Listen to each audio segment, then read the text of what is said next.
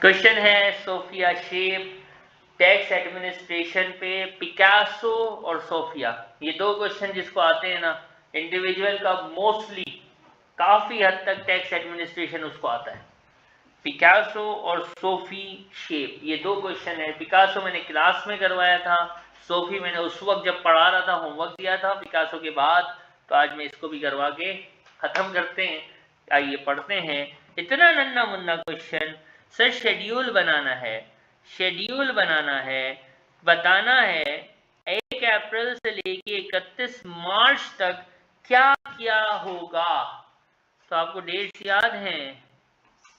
Yes sir, okay माशाल्लाह। तो देखो भाई, मैं पहले इस पीरियड को लिख लेता हूँ।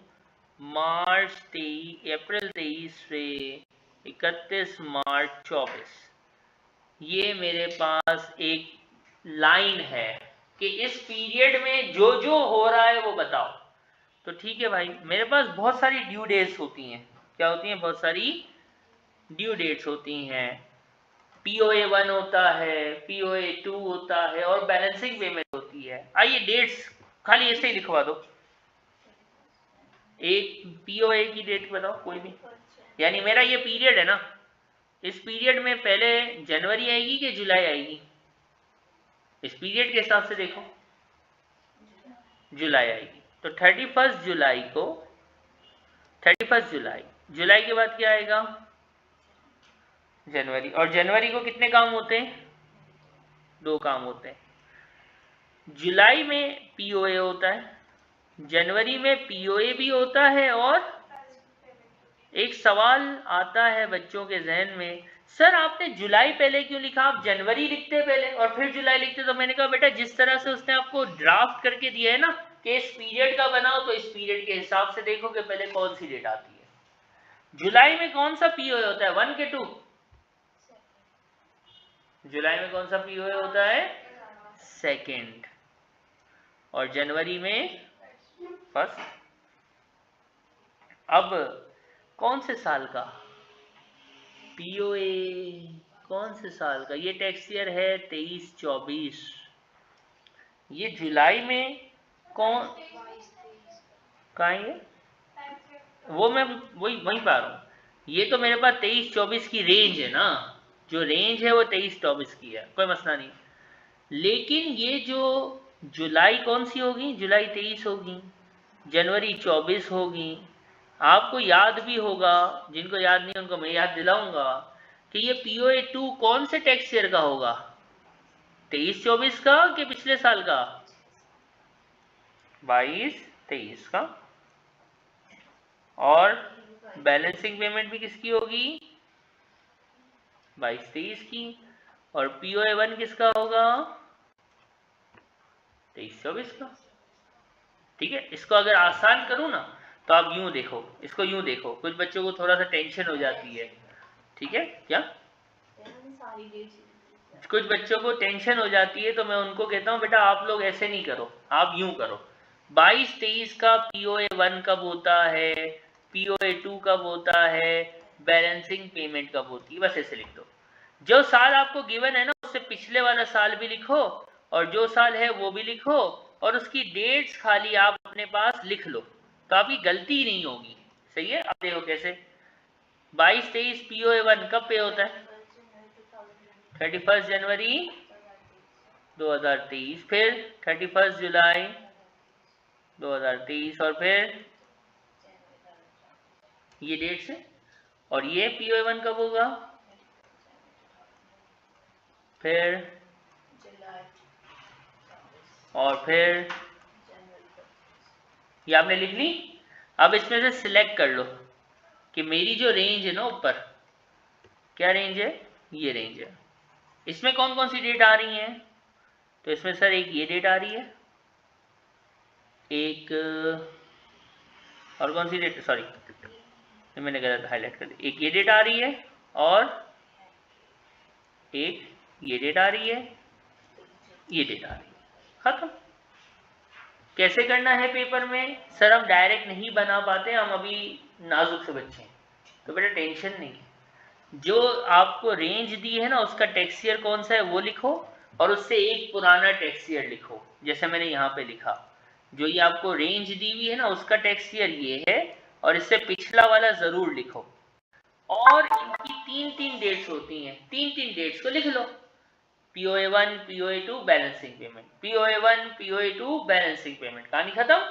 फिर क्या करो, फिर इस रेंज में जिसके लिए मांगा गया है उसमें इन 6 डेटों में से कौन कौन सी डेट आ रही है उसको लिख दो। लिख दिया, आपको खुद ही पता चल जाएगा कि POA2 किसके लिए था, 22-23 के लिए था। बैलेंसिंग पेमेंट किसके लिए थी, 22-23 के लिए थी। POA1 किसके लिए था, 23-24 के लिए था। सबसे ज्यादा मुश्किल ये डेट सिलेक्शन होती है बच्चों के लिए, तो इसका जुगाड़ मैंने बताया, इसको फॉलो करोगे तो डेट सिलेक्शन इंशाल्लाह आसान होगी, डायरेक्ट आप लोग शायद नहीं कर पाओगे। ठीक है, आगे बढ़ेंगे। अमाउंट निकालना बड़ा आसान होता है, कैसे निकालते हैं? पीओई की अमाउंट किस बेस पे होती है, करंट पे के बैक पे? प्रीवियस पे, लेकिन एक रूल है, रिड्यूस पीओए वाला रूल। ठीक है, कि करंट ईयर में भी डेटा यूज हो सकता है। अब पीओए का फार्मूला क्या था, इनकम। अब ये पीओए 22-23 का है ना, तो कौन सा डेटा यूज होगा, 21-22 का, राइट। इनकम टैक्स कितना है, 5240, और NIC 4+ होती थी। ये फार्मूले सब आपके पास लिखे हुए हैं, कॉपी में देख लेना। और क्या माइनस, और क्या होता था, पेई माइनस होता था। सर पेई नज़र, और इसको डिवाइड बाय 2 करते थे या 50% करते थे तो क्या आएगा, 3530, एक फिगर हो गई। POA1 कौन से साल के लिए है, 23-24। पिछला साल कौन सा हुआ इसके लिए, 22-23 का डेटा उठाओगे, 6100 प्लस NIC 4, पेई नजर आ रहा, नहीं आ रहा, नहीं आ रहा, चलो अच्छी बात है, 50% कर दो, 4005, वाओ। और आखिरी बैलेंसिंग पेमेंट की वर्किंग। सर बैलेंसिंग पेमेंट जिस साल की होती है उसी साल का डेटा लेते हैं ना, 22-23 का डेटा लेंगे। क्या फार्मूला था बैलेंसिंग का, सर याद नहीं आ रहा, याद आ रहा है, नहीं आ रहा है, कितना, इनकम टैक्स, सही है, बेहतरीन, और क्लास 2 बेहतरीन, क्लास 4 कितनी है, 1910, और चार्जेबल गेन कितना, और माइनस क्या होता था, और क्या माइनस होता था, पेई माइनस होता था, और बोथ POAs, ये मैं S लिखता था। तो 22-23 के POA एक फिगर तो पता है मुझे, तो 3530 एक POA, तो दो कितने हुए, मल्टीप्लाई कर देंगे, आंसर क्या आया, 63। सर ये 4 मार्क मिल गए क्या, हाँ बेटा 4 मार्क मिल गए। कैसे करना है, सवाल स्टार्ट करने में सर हम फंस जाता है। एक सवाल आया मेरे पास, सर ये क्वेश्चन स्टार्ट कैसे करूं ये नहीं पता चलता, तो भाई प्रैक्टिस करो, क्वेश्चन पढ़ो, पीछे से देखो, चीटिंग होती है तो हो जाए, क्यों होती है तो हो जाए, पेपर में नहीं करनी पड़ेगी, अभी थोड़ा सा समझ लो, अभी पढ़ के समझ लो कि अच्छा इसका मतलब ये होता है, ओ ओके, माई इंग्लिश, अपनी इंग्लिश में प्लस कर लो। शेड्यूल जब भी आएगा आपने डायरेक्ट, यानी कोई ऐसा चीता बच्चा भी हो जो जैसे मैंने डायरेक्ट पहले बनाया था वो ऐसे बना ले, लेकिन आप लोगों ने होशियारी नहीं करनी है, बी नॉर्मल बच्चा। जो टैक्स ईयर का पूछा है, जिस रेंज का पूछा है ना उसका टैक्स ईयर है 23-24 के पीओएस और बैलेंसिंग की डेट लिखी और इससे एक साल पीछे ले गए, उसकी पीओए और उसकी डेट्स लिखी, और फिर उन 6 डेट्स में से जो रेंज में फॉल कर रही है उसको क्या किया, कलर किया। यही सेम चीज मैंने पढ़ाई थी क्लास में, पिकासो जब पढ़ाया था तो यही काम किया था, आज दोबारा बोला है, और अब याद रहेगा। क्यों, क्योंकि सर अब तो हम लोग थोड़े से पेपर से 9 दिन दूर हैं, तो अब रिवीजन अब याद नहीं रखेंगे तो फिर कब करेंगे, तो अब याद रहेगा। तो ये हो गया भाई एडमिनिस्ट्रेशन का मेन एलिमेंट। ऑनलाइन वालों कोई है पूछने वाला, कोई भी नहीं है, अच्छे बच्चे हैं सारे, बहुत अच्छे बच्चे हैं, कुछ नहीं पूछते। बी क्या कहता है, state the implications for what, state the implication if Sophia made a claim to reduce the POA to nil without justifying for doing so। क्या मतलब, यानी इसका रिड्यूस पीओए बनता नहीं है। मैंने रिड्यूस पीओए सिखाया था, पिकासो में सॉल्व भी किया था, पर्सनल हमारे हैंडआउट से क्वेश्चन किए थे, जरूर देख के जाना रिड्यूस पीओए को, आज ही देख लेना, और उम्मीद आप लोगों ने पढ़ लिया होगा। रिड्यूस पीओए होता है तो यानी जो रिड्यूस के क्राइटेरिया में फॉल करता है, हमने एक फार्मूला सीखा हुआ है, तो उसको पीओए पिछले साल पे नहीं करंट ईयर की वैल्यूज पे करना होता है। और वो किसको अलाउ है, जिसकी इनकम बढ़ती हुई नहीं गिरती हुई दिखे। याद है, रिड्यूस पीओए किसके लिए होता है, जिसकी इनकम पिछले साल से इस साल गिर जाए, तो फिर पिछले साल की बेस पे नहीं करंट ईयर की बेस पे जो है वो उसको पीओए देना होता है।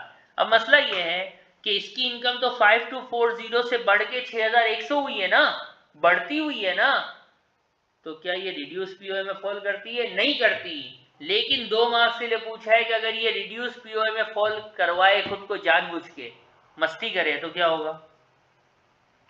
तो पहले तो हम बताएंगे भाई कि अगर ये 0 करती है तो फिर इस पे क्या होगा, टैक्स पेनल्टी इंपोज होगी। क्या इंपोज होगी, टैक्स पेनल्टी इंपोज होगी, क्योंकि इसको हम फ्रॉडुलेंट या नेग्लिजेंट बिहेवियर कंसीडर करेंगे कि ये फॉल नहीं करती है रिड्यूस में, लेकिन होशियारी करके खुद को किसमें गिरवा रही है, रिड्यूस में। तो बेटा अच्छे बच्चों की तरह पेनल्टी दे दे। एक्सप्लेन करना है, स्टेट करना है, कैलकुलेट नहीं करना है। इसके बाद क्या है, advise the latest date she can file a paper return है। पेपर रिटर्न पेई नहीं पूछा है, पेई या एनआईसी की डेट नहीं पूछी कि 19। पेपर रिटर्न 31 अक्टूबर, इलेक्ट्रॉनिक रिटर्न 31 जनवरी। सही है, 31 अक्टूबर 2000। ये कौन से टैक्स ईयर के लिए पूछ रहा है, हमारे 22-23 के लिए। तो 22-23 के लिए जो डेट याद की है वो है 31 अक्टूबर 2023। इलेक्ट्रॉनिक अगर पूछे तो 31 जनवरी 2024। ठीक है, फिर क्या पूछा है, compliance check. Compliance check, sir compliance check आपके हैंडआउट में लिखा हुआ था कि एचएमआरसी जब भी चाहे हमारे दरवाजे पे आ सकता है, हमें चेक कर सकता है, हमें मॉनिटर कर सकता है, हमसे इनवॉइसेस, हमारे से रिकॉर्ड, हमसे सारी वर्किंग मांग सकता है। लेकिन उसके लिए उसके पास एक टाइम है, कितना, कंप्लायंस का टाइम पूछ रहे हैं हम, रिटर्न नहीं। हाँ, रिटर्न के लिए उसके पास 3 महीने होते हैं कि वो जल्दी किसी से रिटर्न मांगे तो वो नोटिफाई करेगा तो 3 महीने में रिटर्न मिलेगा। ये रिटर्न थोड़ी है, ये कंप्लायंस है। कंप्लायंस के लिए हैंडआउट में भी लिखा था 12 मंथ्स। कितने मंथ्स होते हैं, 12 मंथ्स होते हैं एचएमआरसी के पास। कहां से काउंट होते हैं 12 मंथ्स, रिटर्न जमा कराने की तारीख से 12 मंथ्स काउंट होते हैं। यानी अगर वो टाइम पे रिटर्न जमा, अब इसमें भी एक वो है, डिबेट है, हैंडआउट में लिखी हुई है। सर रिटर्न जमा कराने की तारीख, फॉर एग्जांपल ये मैनुअल जमा करा रही तो 31 अक्टूबर है, तो 31 अक्टूबर रिटर्न जमा कराने की तारीख है, 31 अक्टूबर 23, तो 31 अक्टूबर 24 तक एचएमआरसी के पास टाइम है। लेकिन अगर ये बंदी सर मैनुअल नहीं, पेपर नहीं, इलेक्ट्रॉनिक रिटर्न जमा करेगी तो डेट होगी 31 जनवरी 2024, तो एचएमआरसी के पास कितना टाइम होगा, 31 जनवरी 2025 तक। सर अगर ये बंदी जो है ये डफर है, सिलो है, लेजी है, नींद में है, जिन्नात वगैरह के मामलात में है, तो फिर क्या डेट होगी। तो उसने सर जमा करवाया 8 महीने लेट, 10 महीने late. For example instead of submitting electronic return by 31 January 2024, उसने रिटर्न जमा करवाया 31 जुलाई 2024 को, तो एचएमआरसी के पास अब 31 जुलाई 2024 से कितना टाइम है, 12 महीने का। और सर अगर कोई एफिशिएंट है, रुबात है, एफिशिएंट, ये टैक्स से खत्म हुआ, 31 जनवरी का इंतजार ही नहीं किया, 30 नवंबर को ही रिटर्न जमा करवा दिया, तब HMRC के पास कितना टाइम है? 30 नवंबर तक नहीं, HMRC के पास मिनिमम ड्यू डेट से लेके यानी 31 जनवरी से ही 12 महीने का टाइम रहेगा। आपने जल्दी रिटर्न का जमा कराया तो HMRC के 12 महीने रिड्यूस नहीं होंगे, वो आपकी जो ड्यू डेट है ना उससे ही 12 महीने रहेंगे। लेकिन अगर आप लेट होते हैं तो फिर HMRC के पास वो आपकी एक्चुअल सबमिशन डेट से ही 12 मंथ्स होते हैं। वाखिर दावाना अल्हम्दुलिल्लाहि रब्बिल आलमीन। 15 मिनट में हमने क्वेश्चन किया है। जब रिटर्न जमा कराने से 12 और रिटर्न अर्ली जमा कराया है तो रिटर्न की ड्यू डेट से 12, ये कंप्लायंस का रूल है। 15 मिनट 46 सेकंड में हमने क्वेश्चन पूरा किया है। 18 मिनट तो ऑफिशियली अलाउ थी और मैंने पढ़ाते हुए किया है। तो अगेन टेक्स्ट का पेपर पास करना is not a big thing. किसके लिए? जिसको रूल्स याद हो। रट्टा रट्टा रट्टा, मैं हमेशा कहता हूँ टेक्स्ट का paper is not a competition, it's a दिमाग, इट्स अ रट्टा फाइट पेपर। रूल्स याद करो, रूल्स याद करो, रूल्स याद करो। शुरू से याद बोलता था, अब कितना फील होता है ना कुछ बच्चों को, क्या शायद हम शुरू से पढ़ लेते काश। लेकिन अभी भी टाइम है, 8 घंटे 10 घंटे डूब जाओ टेक्स्ट के अंदर, इंशाल्लाह अफाका होगा, पेपर पास होगा।